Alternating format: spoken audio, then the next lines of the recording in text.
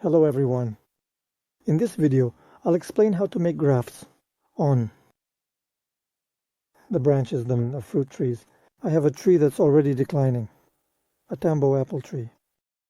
It's about 20 years old. So I know that in a few more years it will decline. The apple tree is actually not bad. So I took a cutting from this apple tree last year. And here I'm attaching the suckers. If you take a close look, you can see the grafting spot. It has fused together. Basically, you can even trim this dry bark and there won't be any defects at all. Let's say there are no defects at all, and the seedling is great. From the trunk, it's quite far away. If I just clear a bit, you can see the root system. That is, you can dig it up and plant it separately. We will also have a standard tree. I also have several of tree seedlings that were bought last fall. I didn't trim them on purpose so that I could use the top part, which I'm going to trim now for grafting. If you take a closer look, from the suckers I just cut off this root sucker, but now when I need to create a dwarf rootstock, that is a standard one, I leave those that we have coming up sucker, the root sucker, which I leave a bit thicker. I leave the root suckers that are at least a little further from the main trunk, so I can grab them with the root. And accordingly, I'm making grafts on it. There are still a lot of thin ones left, so they won't work this year.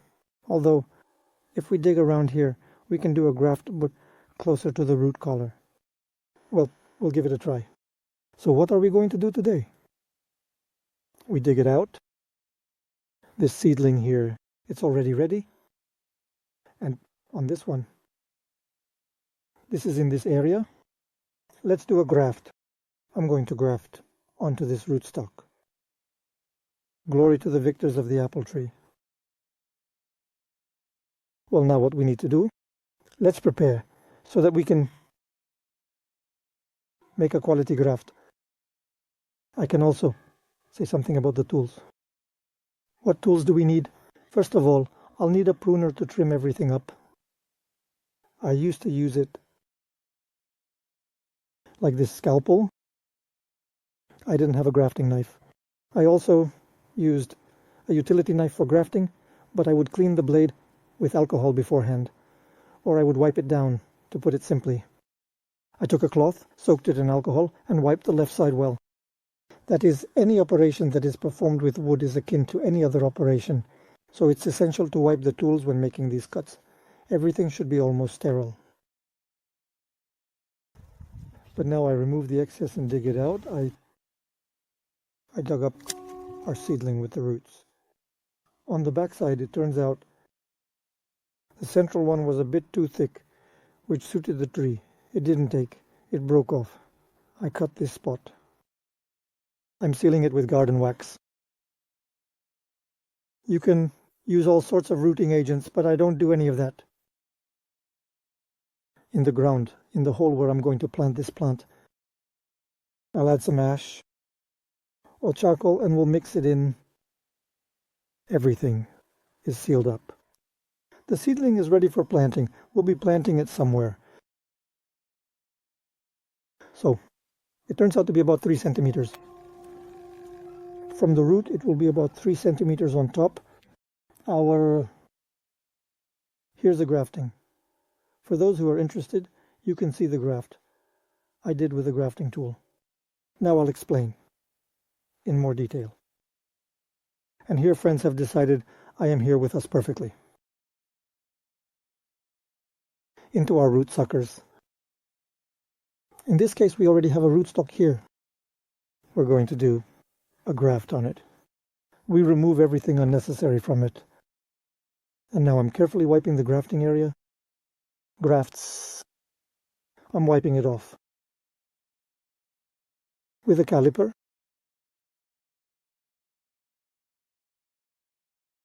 Of course, you can definitely take more to measure the thickness.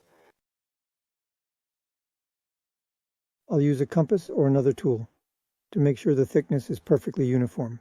But Generally, it's not absolutely necessary. The main thing is that it shouldn't be thinner than what you're going to graft. Now, about the tools. I have these kinds, scissors or a grafting tool, like scissors pruners, and for grafting come out like this. Here are the blades. Now I'll show you how they cut.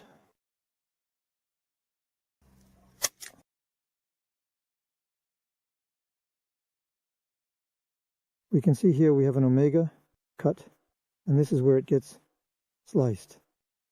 We do it directly rootstock, then we insert the same cuts and wrap them with tape, and it will start to fuse together. But that's just the theory for now. Now let's get to the practice. Now let's go for anxiety. Last autumn I planted a young apple tree. Glory to the victors. And now I need it to trim. I didn't trim it in the autumn. Somewhere around a height of about 1 meter, I do a cut so that it doesn't grow upwards, but starts to branch out. Instead of a cut, I carefully cover it with garden wax. This cutting is now going straight for grafting. This is the best I can offer you if you have it on your site. Let's say the variety that you need to propagate. You cut it, immediately transfer it, and then do the grafting. If you make cuttings, the chances of your grafts taking will be much lower. And now the vaccination itself, here we have it. Here's the guide, and here's the connector. Here I form in such a way that when suddenly water gets in, it will flow away from the cut. It was here, the tip, and on what I will graft. It's kind of like putting on a little cap here, but it's not really convenient to get underneath. Well, I think I can manage like this. So I need to trim a little bit because this side is getting in the way. Side. Of course, you can do the grafting with another tool.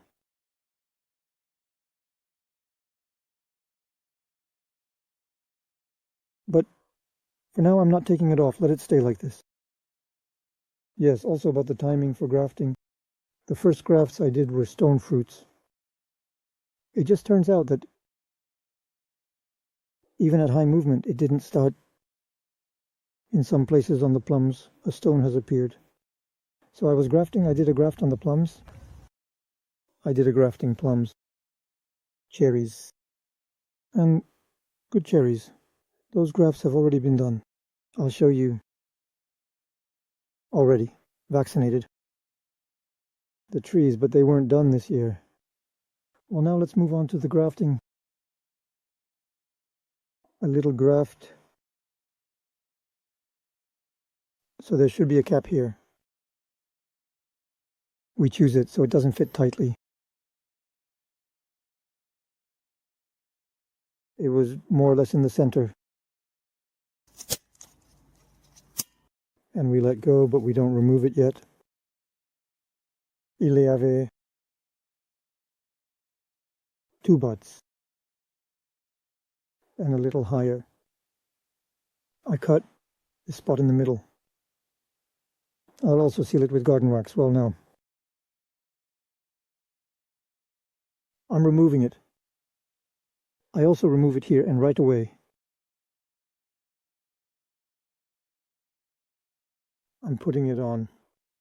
The thickness is different. I didn't touch it with my hands anywhere to make sure everything is nice and solid. And now I'm applying garden wax. It's essential to do all these spots. Well, maybe someone will say that it's not necessary to do this. But I'm not saying do it like I do. I'm just showing how I do it. And showing the results, that I can make it work. I'm not an agronomist, I'm an amateur gardener. But if you treat them With love and respect for your plants, they will definitely reward you. Here I am, turned into a dolvar. Next, if you don't have, for example, that kind of film, you can use plastic wrap. It stretches well. Here is the grafting tape. It's similar to food wrap, just that it's thinner. And we wrap it up.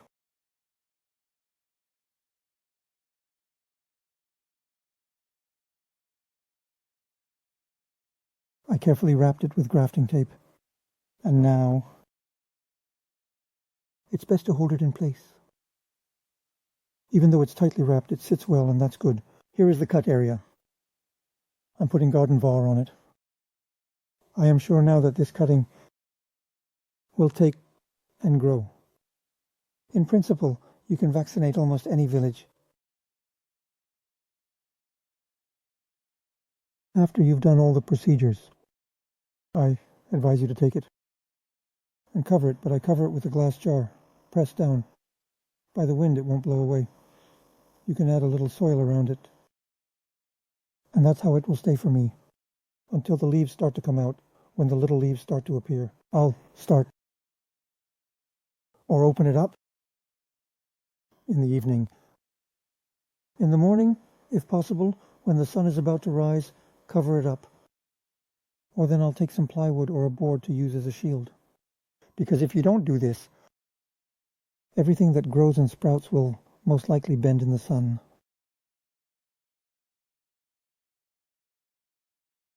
This is a graft.